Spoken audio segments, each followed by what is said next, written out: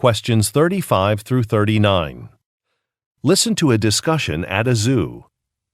So the next animal we're going to be looking at is the bat. There are two main kinds of bats, fruit-eating bats and insect-eating bats. The ones we're looking at now are the insect-eating kind. As you can see, it's dark in the exhibit. These bats spend most of their time in the dark. They sleep in caves during the day and search for insects at night. But how do they find tiny insects to eat in the dark? That's a great question, and it's one of the most interesting things about these bats.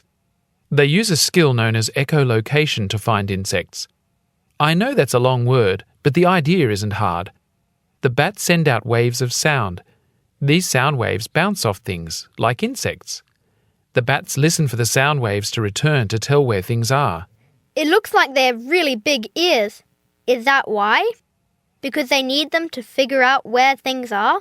Exactly. Bats use their ears to get around in the same way that people use their eyes. They must have to eat a lot of insects in order to get enough food, since bugs are so small. Yes, they do. One bat can eat several times its own body weight in insects every night.